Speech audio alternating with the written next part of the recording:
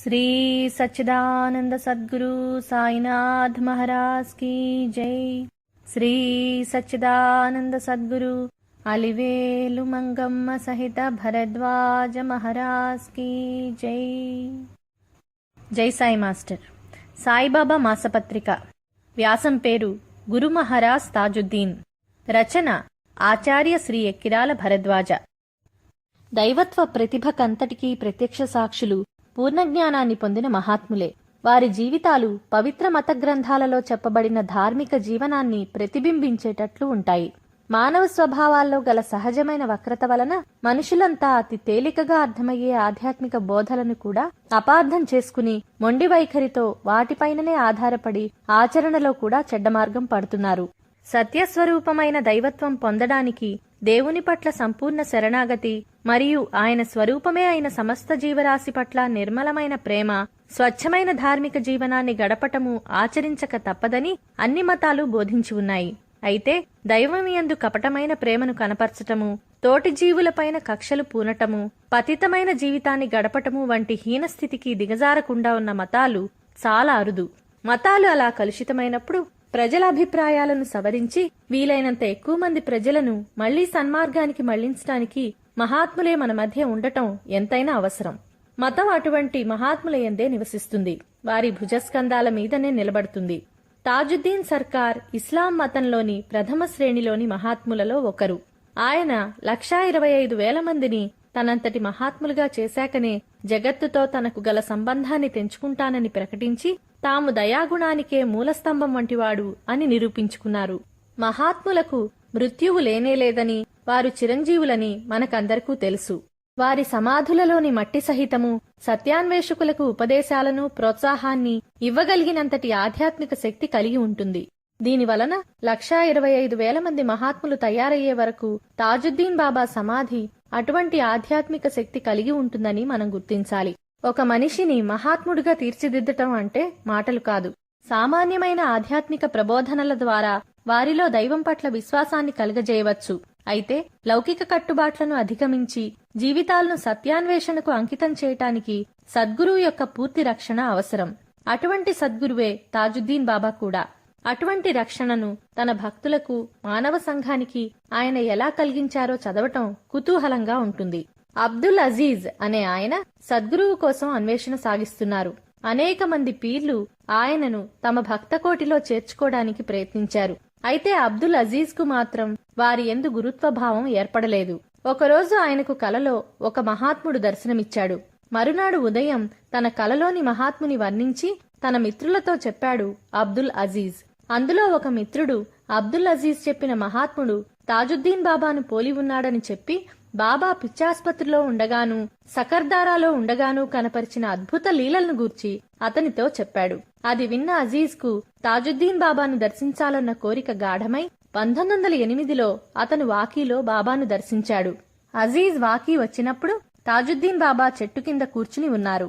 అజీజ్ ను చూస్తూనే తాజుద్దీన్ బాబా నేల మీద నుండే గడ్డి పరకనొకదాన్ని తీసుకుని దానితో తన కఫ్నీ అంచు మీద అబ్దుల్ పూర్తి పేరు రాసి అతన్ని చూసి చిరునవ్వులొలికించారు.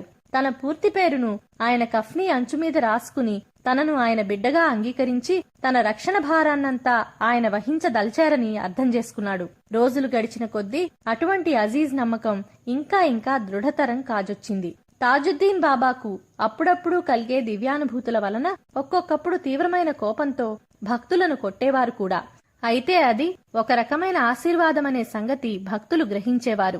బాబా అటువంటి తీవ్ర ధోరణిలో ఉన్నప్పుడు భక్తులంతా సచ్చీల అయిన మరియంబి అమ్మాసాహెబ్ అనే ఆమెను బాబా దగ్గరగా పంపించేవారు. ఆమెను చూడగానే తాజుద్దీన్ బాబా కోపమంతా చల్లారి శాంతపడేవారు. అటువంటి తాజుద్దీన్ బాబా అనుభూతులను ఒకసారి అజీజ్ కూడా తిలకించాడు. ఒకసారి తాజుద్దీన్ బాబా చాలా కోపంగా ఉన్నారు. ఆయన ముఖం అంతా వింతైన కాంతిని వెదజల్లుతున్నది.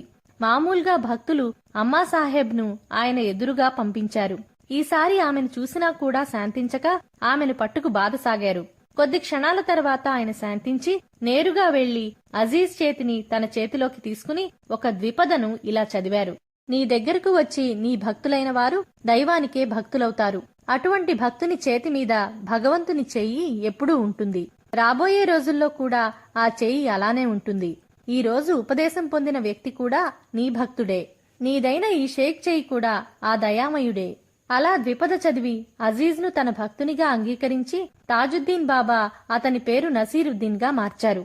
నసీరుద్దీన్ తర్వాత బాబా సన్నిధిలో చాలా కాలం నివసించాడు. తర్వాత అతను కూడా తాజుద్దీన్ బాబా అంతటి మహాత్ముడైనాడు. ఒకరోజు ఉదయం తాజుద్దీన్ బాబా సకర్దరాలో ముఖద్వారం వద్ద కూర్చుని ఉన్నారు. ఆ సమయంలో ఆయన పొడుగాటి కోటు వేసుకుని ఉన్నారు. అది తెల్లవారుజామున 5 గంటల సమయం. కరీం బాబా అనే భక్తుడు ఆ సమయంలో బాబా దగ్గరకు వెళ్లి నమస్కరించాడు. అప్పుడు తాజుద్దీన్ బాబా కరీంను ఇలా అడిగారు, నేనిప్పుడు ఎలా కనిపిస్తున్నాను అని. దైవ వర్చస్సుతో మీరు వెలిగిపోతున్నారు అన్నాడు కరీం బాబా. అప్పుడు తాజుద్దీన్ బాబా తను తొడుక్కున్న కోటును విప్పేసి దిగంబరంగా నిల్చుని, ఇప్పుడు నేనెలా కనిపిస్తున్నా అని మళ్లీ అడిగారు. కరీం బాబా మళ్లీ దైవ సామ్రాజ్యపు ఠీవితో మీరు వెలిగిపోతున్నారు అన్నాడు. అప్పుడు బాబా తన చొక్కా చేతులను కరీం బాబా చేతికిచ్చి, గట్టిగా పట్టుకో, ఇహపరాల గురించి నువ్వు భయపడనవసరం లేదు అంటూ తన దుస్తులను కరీం బాబా తల చుట్టూ చుట్టారు. తరువాత ఆయన కరీం బాబా చేతిలో కొన్ని మధుర పదార్థాలను పెడుతూ, ఇది వివాహ సమయంలో ఇచ్చే కానుక అన్నారు.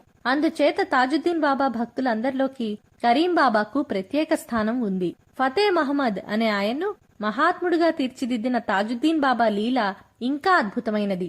ఫతే మహమ్మద్ షా ఆఫ్ఘనిస్తాన్ నుండి భారతదేశం వచ్చి మోతమల్ జిల్లాలోని ధార్వా అనే గ్రామంలోని మసీదులో నివసించేవాడు. అతడు రాత్రింబవళ్లు ధ్యానంలో మునిగి చిత్రమైన సమాధిలో ఉండిపోయేవాడు.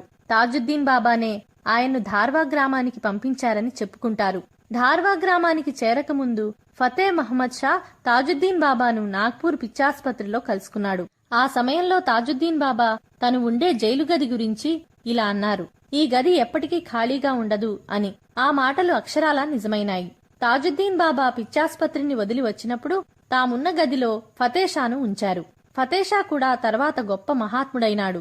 తాజుద్దీన్ బాబా సమాధి చెందాక మహారాజు రఘోజీరావు పిచ్చాసుపత్రి నుంచి విడుదల చేయించి సకర్దారాలో తాజాబాదులో ఉండమని ప్రార్థించాడు. అప్పుడు ఫతేషా ఇలా సమాధానమిచ్చారు, ఆ ప్రదేశము మనము శిరస్సున ధరించవలసినట్టిది. మీరు నన్ను అప్పుడే అక్కడికి తీసుకువెళ్లదలిచారా అన్నారు. తాజుద్దీన్ బాబా నివసించిన ఆ ప్రదేశము ఎంతో పవిత్రమైనదని, మన కాళ్లతో తొక్కి దాన్ని అపవిత్రపరిస్తే పాపం చుట్టుకుంటుందని ఆయన భావం. ఫతేషా నిర్యాణం వరకు పిచ్చాసుపత్రిలో ఆ గదిలోనే ఉన్నారు. అక్కడ ఆయన నిర్యాణం చెందాక ఆయన శరీరాన్ని తాజుద్దీన్ బాబా సమాధి ఉన్న తాజాబాద్కు తెచ్చారు. ఫతేషా ఇంతకు ముందు తాజాబాద్ గురించి అన్న మాటలు ఆయన శరీరాన్ని తలల మీద మోసుకుని తాజాబాద్కు తీసుకురావడం గురించి చెప్పిన సూచనగా మనం తీసుకోవచ్చు. లేదా తాజుద్దీన్ బాబా అందుకున్న మహోన్నతకాలం ఎవ్వరూ అందుకోజాలరని సూచించి ఉండవచ్చు. హిజాముద్దీన్ అనే ఆయన తన ఇంటి వద్ద తానుండగానే తాజుద్దీన్ బాబా తనను శిష్యుడిగా చేసుకోవాలని ఒకసారి అనుకున్నాడు. ఆ రోజునే అతనికి తాజుద్దీన్ బాబా స్వప్న దర్శనమిచ్చారు. ఆ కలలో తాజుద్దీన్ బాబా ఒక చెరువు ఒడ్డున కూర్చుని తమ కాళ్లు కడుక్కుంటున్నారు. ముస్లింలందరూ నమాజ్ చేయబోయే ముందు అలాగే కాళ్లు కడుక్కుంటారు. ఆయన కాళ్లు ముంచిన చోటల్లా అక్కడి నీరు వింత కాంతితో ప్రకాశిస్తున్నాయి. మరునాడు హిజాముద్దీన్ ఆ కలను బాగా వితర్కించుకుని చివరకు తాజుద్దీన్ బాబా తనను ఆయన శిష్యుడిగా అంగీకరించారని, ఇదే ఆ కళ అర్థమని నిర్ణయించుకున్నాడు. అయినా కూడా హిజాముద్దీన్ ఆ రోజు తాజుద్దీన్ బాబాను దర్శించి తన కోరికను బాబాకు కూడా తెలియజేశాడు. వెంటనే తాజుద్దీన్ బాబా, రాత్రి మనం కలుసుకున్నాం కదా, అది సరిపోలేదా అన్నారు. హిజాముద్దీన్ ఆశ్చర్యపోయాడు. సంతోషంతో ఉక్కిరిబిక్కిరయ్యాడు. ఆ సంతోషంతోనే హిజాముద్దీన్ మనస్సులో, ఇప్పుడు మీరు నన్ను శిష్యునిగా అంగీకరించారు కనుక నాకు నిదర్శనమేమైనా చూపించవలసింది అని ప్రార్థించాడు. అతడలా భావన చేసిన మరుక్షణమే తాజుద్దీన్ బాబా అతని వైపు తిరిగి, నీకు నిదర్శనం కావాలా, ఆ పని కాజా హాసన్ నిజామీ చేస్తాడు అన్నారు. సూఫీ మహాత్ముడైన కాజా మొహియుద్దీన్ చిస్తీ గారి గద్దెకు వారసులైన కాజా నిజామీ గారు గొప్ప మహాత్ములు. వారి నివాసం ఢిల్లీ నగరం. తాజుద్దీన్ బాబా ఆధ్యాత్మికంగా కాజా నిజామీ గారితో సంబంధం కలిగి ఉన్నారని తలచి హిజాముద్దీన్ విభ్రాంతి చెందాడు. మరుక్షణమే అతని మనసులో ఒక సందేహం స్ఫురించింది. తాజుద్దీన్ బాబా నన్ను హజ్రత్ నిజామీ దగ్గరకు పంపుతున్నారే, నిజామీ గారు కూడా తాజుద్దీన్ బాబా అంతటి మహాత్ములేనా కాదా అని. అందుచేత హజ్రత్ నిజామీ గారిని పరీక్షించదలిచాడు. వెంటనే నిజామీ గారికి ఏమీ అర్థం కాని విధంగా, మీ శిష్యరికం చేయమని నాకు ఆదేశం వచ్చింది, నన్ను మీ దగ్గరకు ఎప్పుడు రమ్మంటారో తెలియజేయవలసింది అని రాసి తన సంతకం గాని అడ్రస్ గాని రాయకుండా నిజామీ గారికి ఉత్తరం పంపించాడు. హిజాముద్దీన్ ఇట్లా రాసినా కూడా కొన్ని రోజుల తర్వాత నిజామీ గారి దగ్గర నుండి సమాధానం వచ్చింది. ఆ సమాధానం ఇలా ఉంది: హిజాముద్దీన్, తాజుద్దీన్ బాబా ఆజ్ఞానుసారంగా నువ్వు ఇక్కడకు రావాల్సింది. హజ్రత్ నిజాముద్దీన్ గారి ఉత్సవం ప్రతి నెలా 17వ తేదీన జరుగుతుంది. ఆ రోజున నువ్వు వచ్చి దీక్ష తీసుకోవాల్సింది. ఈ జాబు నిజామీ గారి యొక్క సర్వజ్ఞత్వాన్ని, ఆయనకు తాజుద్దీన్ బాబాతో గల సన్నిహితత్వాన్ని కూడా తెలియజేసింది. నిజాముద్దీన్ వెంటనే ఢిల్లీ వెళ్లారు. అతడు నిజాముద్దీన్ గారి దర్గాలో ప్రవేశించగానే ఎవ్వరూ అతన్ని పరిచయం చేయకుండానే అప్పుడు ఆ దర్గాకు వారసుడైన నిజాముద్దీన్ అతనిని పేరు పెట్టి పిలిచి, హిజాముద్దీన్ వచ్చావా, రేపు ఉదయం ఉపదేశం తీసుకో అన్నారు. ఆ మరుసటి రోజే హిజాముద్దీన్ నిజాముద్దీన్ గారి ఉపదేశం పొందాడు. విజయనగరానికి చెందిన ప్రఖ్యాత మహాత్ముడు ఖాదర్ వల్లీ బాబా హజ్రత్ తాజుద్దీన్ బాబా శిష్యుల్లో ఒకరు. తిరుచునాపల్లి రాజవంశానికి చెందినవారైన అతని తల్లిదండ్రులు విజయనగరంలో స్థిరపడ్డారు. వారు దైవభక్తులు. ఖాదర్ పినతండ్రి కూడా విశాఖపట్నంలో గొప్ప మహిమగల ఫకీరుగా ప్రఖ్యాతి చెందారని ప్రజలు చెప్పుకుంటారు. ఖాదర్ షా 1900 సంవత్సరంలో జన్మించారు. బాల్యం నుంచి కూడా ఖాదర్ దైవరక్షణలో ఉన్నట్లుండేవారు. భయంకరమైన తాచుపాము మొదలు క్రూరమృగాల నుండి కూడా అనేకసార్లు అతడు అద్భుత రీతిన రక్షింపబడ్డాడు. ఉదాహరణకు ఒకసారి అతడు ఒక ఇంట్లో పడుకుని ఉన్నాడు. ఆ సమయంలో చుట్టూ ఉన్న ఇళ్లన్నీ తగలబడినా అతడు పడుకుని ఉన్న ఇల్లు మాత్రం కొంచెం కూడా అంటుకోలేదు. మరొక విశేషమేమంటే అతనిపై ఎవరు కోపగించుకున్నా వారు వెంటనే ఏదో విధంగా శిక్షింపబడేవారు. బాల్యంలోనే అతడు సాధు సత్పురుషుల చరిత్రల పట్ల ఎంతో ఆసక్తి కలిగి ఉండేవాడు. హైస్కూల్లో చదువుతున్నప్పుడే అతనికి ఈ పొట్టకూటి చదువుల పట్ల విముఖత కలిగింది. మానవుని జీవిత పరమార్థం ఆధ్యాత్మిక వికాసమేనని అప్పుడే అతడు గ్రహించాడు. అప్పట్నుండి అతడు ఆటలయందు, స్కూలు పుస్తకాలయందు, బంధుమిత్రాదులయందు అనాసక్తి కలిగి ఉండేవాడు. తన సమయాన్నంతా ఆధ్యాత్మిక పరిపూర్ణత చెందటానికి మార్గాలేమిటి అనే విషయం గూర్చే ఆలోచిస్తూ ఉండేవాడు. ఖాదర్ తండ్రి కూడా దైవభక్తి కలవాడే కనుక అతని మనసుని అర్థం చేసుకుని అతన్నేమీ ఆటంకపరచలేదు. కొన్ని సంవత్సరాల తర్వాత అభివృద్ధి చెందుతున్న ఒక కంపెనీ వారు ఖాదర్ కు మంచి ఉద్యోగం ఇస్తామని అతనిని తమ వైపు తిప్పుకోజూశారు. అప్పుడు ఖాదర్ తండ్రి అతని మార్గం అది కాదని చెప్పి అతని మార్గము గమ్యముల గురించి గుర్తు చేశారు.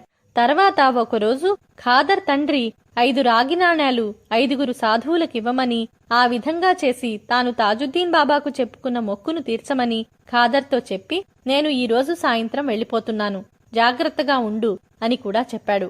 తాను చెప్పినట్లే ఆ పరమభక్తుడైన ఖాదర్ తండ్రి ఆ సాయంత్రం ప్రశాంతంగా కన్నుమూశాడు.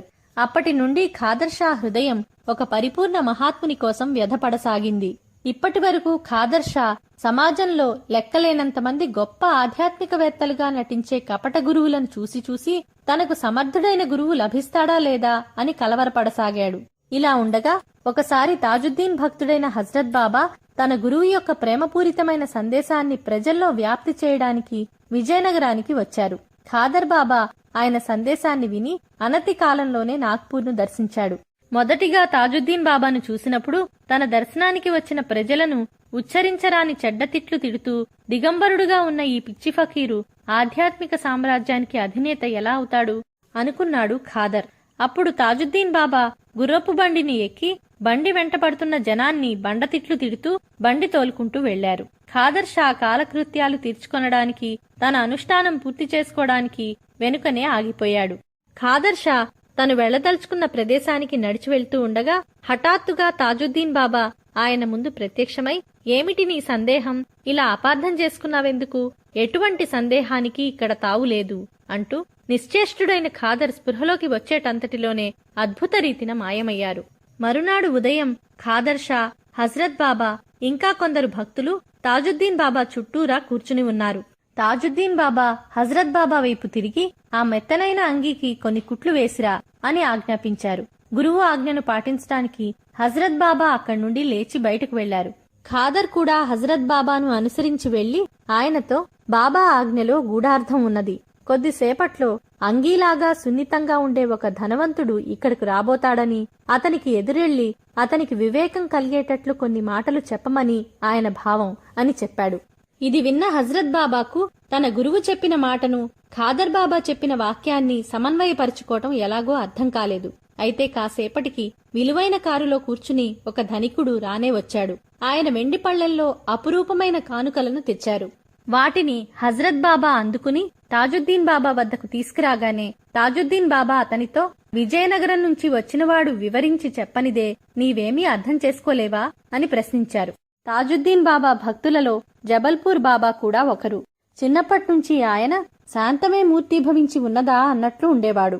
ఒక రోజున శ్రద్ధాళువులైన కొంతమందికి జ్ఞానబోధ చేస్తుండగా ఒక మూలన వింటూ కూర్చున్న యువకుడైన ఖాదర్ మీద ఆయన దృష్టి పడింది. వెంటనే జబల్పూర్ బాబా పారవస్యంలో ఖాదర్కు అణకువతో నమస్కరిస్తూ, ఓ మహాత్మా, నీ శక్తిని నాకు చూపించు అంటూ గొణగసాగారు. గందరగోళంగా ఉన్న ఈ సన్నివేశాన్ని చూసిన ఖాదర్ విభ్రాంతితో అక్కడి నుండి వెళ్లిపోయాడు. తర్వాత ఆ భక్తులంతా తాజుద్దీన్ బాబా దగ్గరకు వెళ్లారు. అప్పుడు ఆయన జబల్పూర్ బాబాతో, నా శక్తిని నీవు చూడాలనుకుంటున్నావా? నా ఆధ్యాత్మిక శక్తిని నీవు సందేహిస్తున్నావా అని అడిగారు. అప్పుడందరూ యువకుడైన ఖాదర్ షా తాము ఒక్కరేనని తాజుద్దీన్ బాబా చెప్పారని గుర్తించారు. మరొక సందర్భంలో హజరత్ బాబా ఖాదర్ బాబాను పిలిచి వంటకు ఉపయోగపడేలా కట్టెలు కొట్టవలసిందిగా కోరారు. ఖాదర్ బాబా ఆయన మాటలు శిరసావహించారు. అయితే ఖాదర్ బాబాకు కట్టెలు కొట్టడం ఎప్పుడూ అలవాటు లేకపోవడంతో ఆయన చేతులు పుండ్లు పడ్డాయి. తర్వాత హజరత్ బాబా హుజూర్ బాబాకు ఎదురుపడ్డప్పుడు ఆయన కోపంగా, ఓరీ మూర్ఖుడా, నా చేతులు చూడు ఎలా పుండ్లు పడ్డాయో, నీవు నా చేత కట్టెలు కొట్టిస్తావా అన్నారు. మనకు ఆశ్చర్యం కొల్పే విషయం ఏమిటంటే, ఖాదర్ నాగ్పూర్ వచ్చి 3 రోజులైనా ఆయన తాజుద్దీన్ బాబాతో ఒక్క మాటైనా మాట్లాడలేదు. 4వ రోజు తెల్లవారుజామున ఖాదర్కు ఒక కల వచ్చింది. ఆ కలలో అతనికి పెద్ద భోషాణాలు 2 కనిపించాయి. వాటి తాళం చేతులను ఎవరో అతనికి చేతికిచ్చారు. వాటితో ఆయన ఆ 2 భోషాణాలను తెరిచి చూశారు. వాటిలో ఒక దాంట్లో నిండుగాను, 2వ దాంట్లో సగానికి పవిత్రమైన గ్రంథాలున్నాయి. ఆ కల పూర్తయి ఖాదర్ నిద్ర నుండి లేవగానే అతని పక్కనే తాజుద్దీన్ బాబా నిలబడి దర్శనమిచ్చారు. ఆ ప్రదేశాన్నంతా చిమ్ముతున్న ఒక వృద్ధ స్త్రీ కూడా తాజుద్దీన్ బాబా అక్కడ నిలబడి ఉండటం చూసి అక్కడ నిద్రపోతున్న మిగతా భక్తులందర్నీ నిద్రలేపింది. అంతలోనే తాజుద్దీన్ బాబా అదృశ్యులైపోయారు. తర్వాత తనకు కలిగిన అనుభవాన్ని ఖాదర్ బాబా అమాయకంగా హజరత్ బాబాతో చెప్పినప్పుడు తాజుద్దీన్ బాబా ఖాదర్ బాబాతో ఇలా అన్నారు, బాబూ, ఇటువంటి అనుభవాలను నీవు ఇతరులతో ఎప్పుడూ చెప్పకూడదు. అయినా ఇప్పుడు నీకేం భయం లేదు అంటూ చిరునవ్వుతో ఆశీర్వదించారు. త్వరలోనే ఖాదర్ షా విజయనగరానికి తిరిగి వెళ్లి అక్కడ తీవ్రమైన ఆధ్యాత్మిక సాధనలలో తన కాలాన్నంతా వెచ్చించసాగాడు. ఆయన సాధనలు శీఘ్రంగానే ఫలించి ఆయన కూడా గొప్ప మహాత్ములైనారు. అసంఖ్యాక జనవాహిని లౌకిక ఆధ్యాత్మిక సమస్యల పరిష్కారాని కోసం ఖాదర్ బాబా దగ్గరకు పరుగులీడేవారు. ఖాదర్ బాబా సమాధి చెందిన తర్వాత భక్తులు ఆయన ఆశీర్వచనాన్ని నేటికీ కూడా పొందుతూనే ఉన్నారు. బాబా ఖాదర్ వల్లి మానవాళికై తాజుద్దీన్ బాబా వెలిగించి ఇచ్చిన ఒక జ్యోతి. తన గురువంతటి వాడైన బాబా ఖాదర్ వల్లి కూడా తనంతటి శిష్యులను ఎందరినో తయారు చేశాడు. జై సాయి మాస్టర్. శ్రీ సచ్చిదానంద సద్గురు సాయినాథ్ మహారాజ్ కీ జై. శ్రీ సచ్చిదానంద సద్గురు అలివేలు మంగమ్మ సహిత భరద్వాజ మహారాజ్ కీ జై.